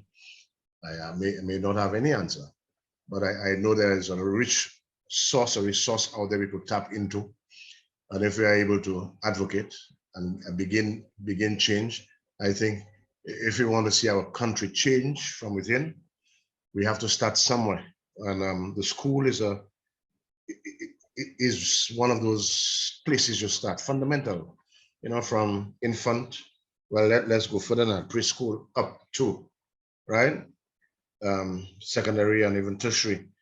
We can start there because we crying about crime and all other things. If we could start here, do the changes, match children properly, so that we don't have frustrated young people, then that can be it. So I'm hoping that, Kirk, this is not just going to end this afternoon, this program here. I would say, nah, it's good now, no? But something else, something will come out of it. We could begin to advocate and begin to see change. It might be piecemeal because nothing happens, like, you know, but it begins to take root, and we begin to see people beginning to move in a certain direction for the betterment of our young people. Terry, thanks for that. And I'll tell you what will contribute to that. I'm tickled right now because I'm giving the teachers homework. It starts with that document that both of you will prepare and share with me on the needs of the school. And I'm saying needs, but the wants are included in there as well. Tessa, I know what the next thing is. The next thing is the playground. You know, we're going to get a playground for your school. I mean, just think of the impact that it's going to have. And also think of the depth of the child who came up with that, where as grown-ups, we mightn't have thought of that. But now, I mean, that is going to give the children an opportunity to continue to interact with each other, to be social. I mean, there is so much that will come out of that. I mean, I have it in my head already about that playground.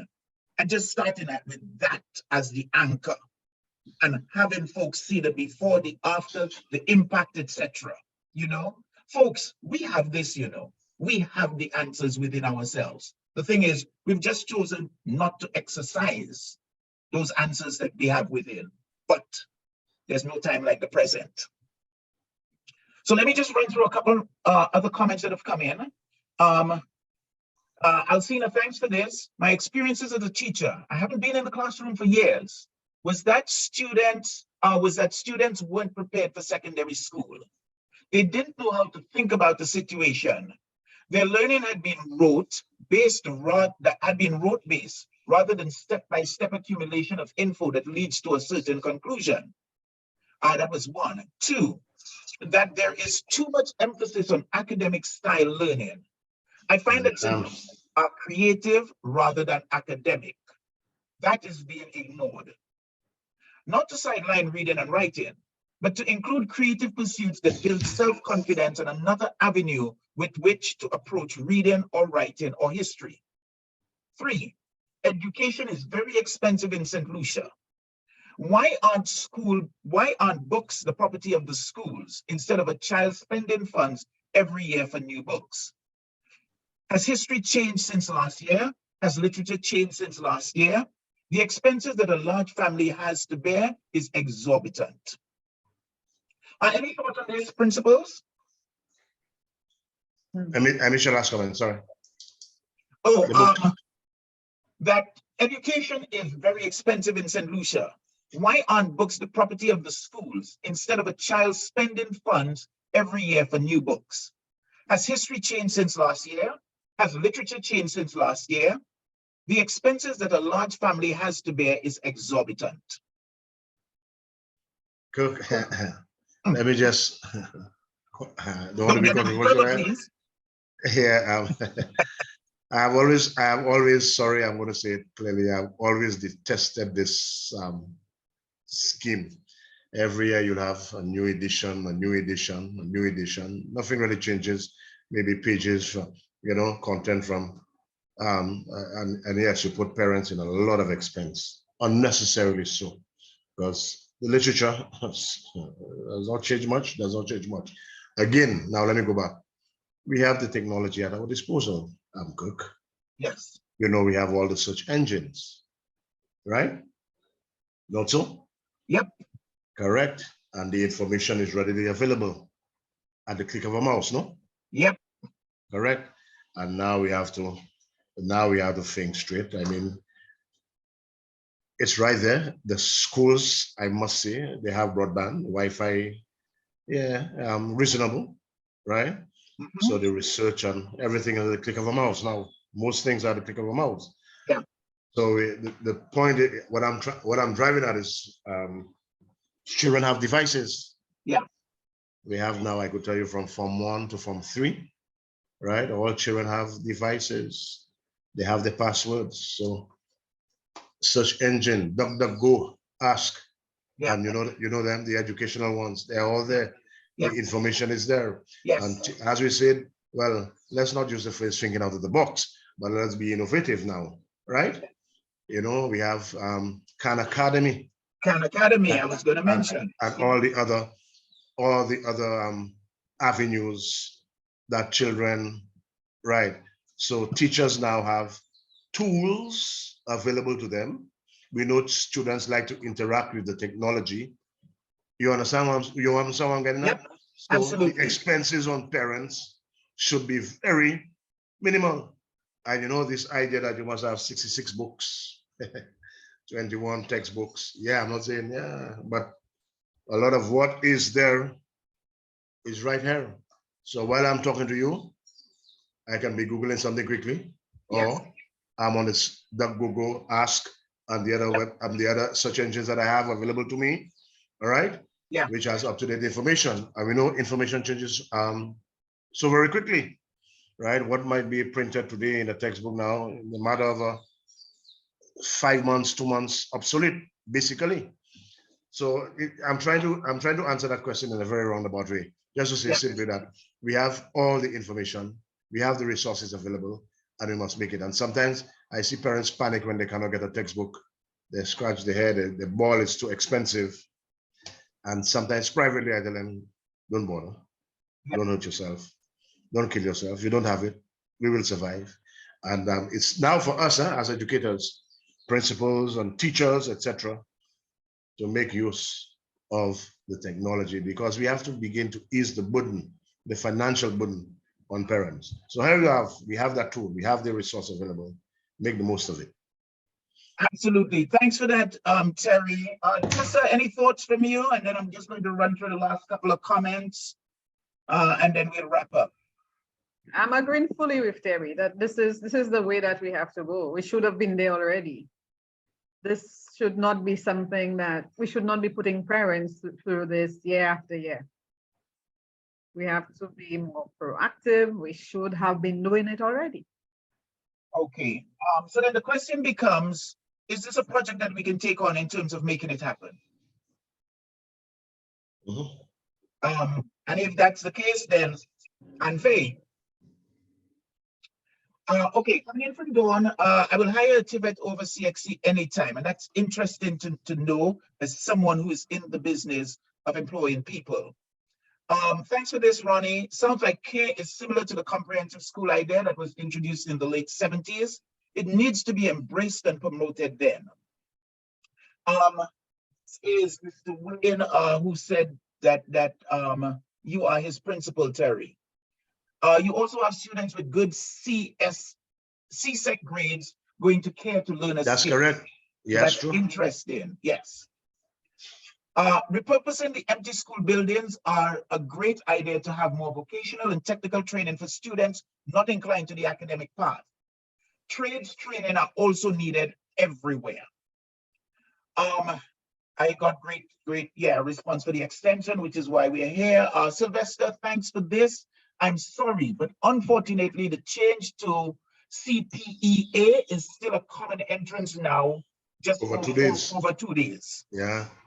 These are the fundamental changes, both in the structure and application, that is needed if the proposals of both Mr. Fernelon and Ms. Charles regarding the testing is to be addressed.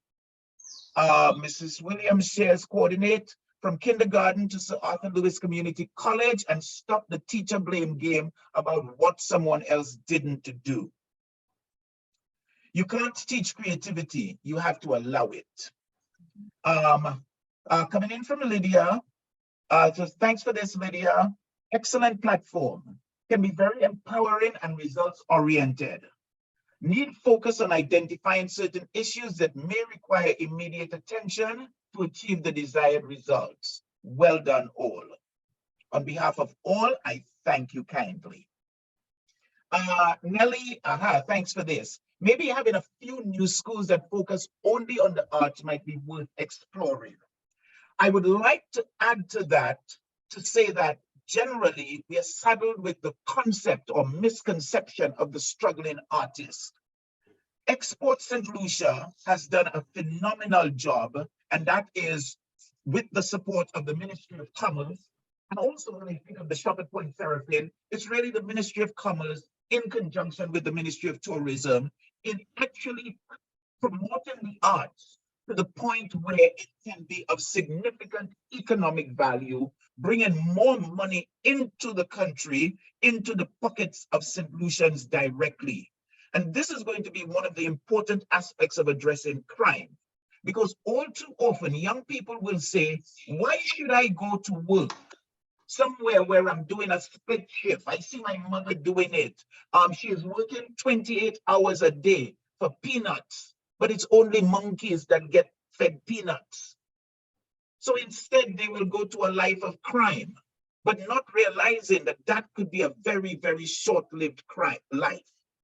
So it's so important as we speak to the arts to marry them with the economic benefit and also teaching the value of the subjects. You need math to be able to count your money, you know, and you need English to be able to communicate effectively with your clients. So again, it's bringing it around and making it meaningful in a real world way.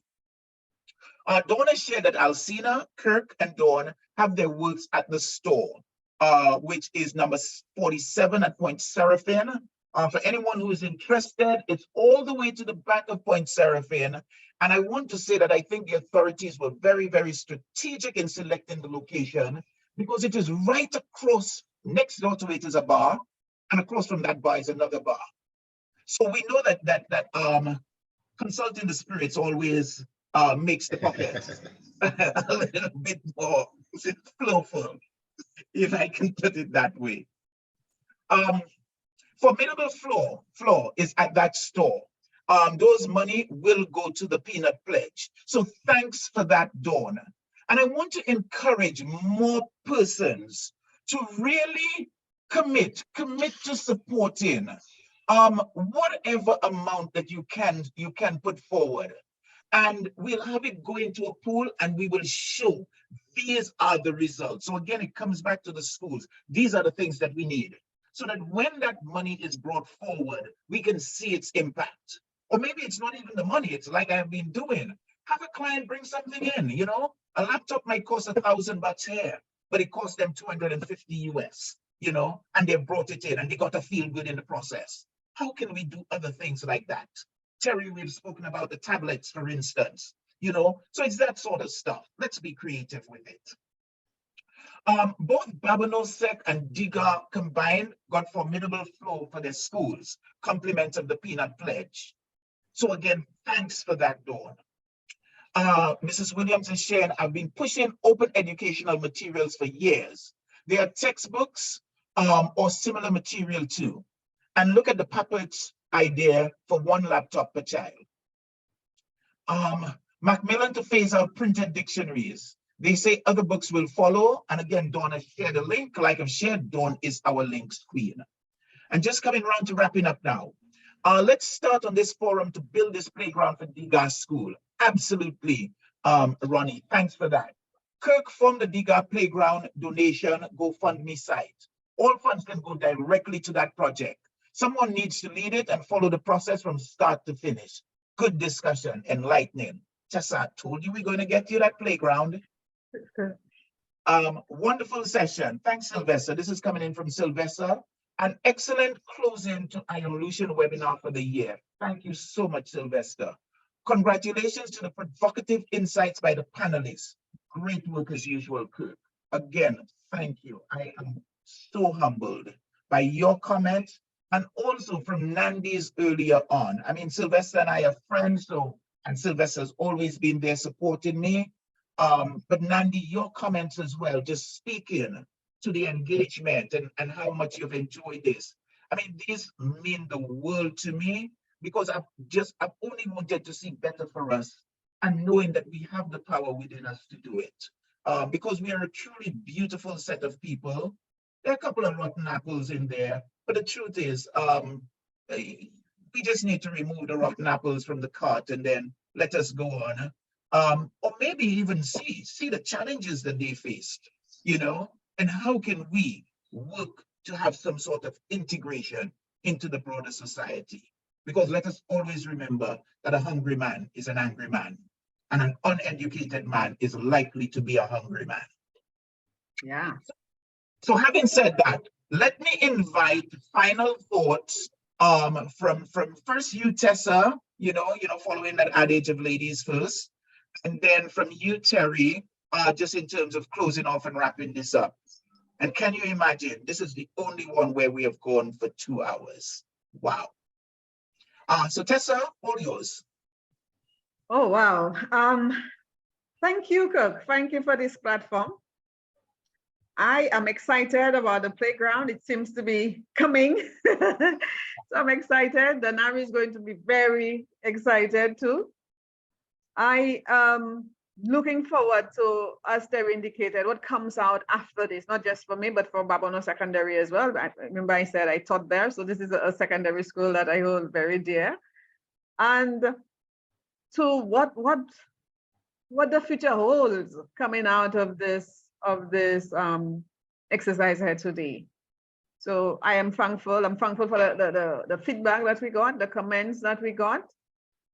I am heartened by this whole experience. Thank you. Okay, thanks for those closing thoughts, Tessa. Terry?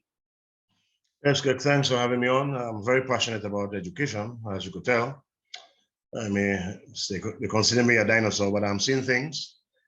And I'm hoping that I could be part, whatever small part of the change, because I really want to see change. I mean, people don't always understand what I say sometimes, but you have to look down the road and anticipate. And if you're going to advocate, I would like to be part of that, part of the process, add my little voice and my encouragement, because we really want to have a peaceful, sweet Saint Lucia. We love the land where we were born, right? We want it peaceful and nice. And we need to address the little ills that we are seeing now.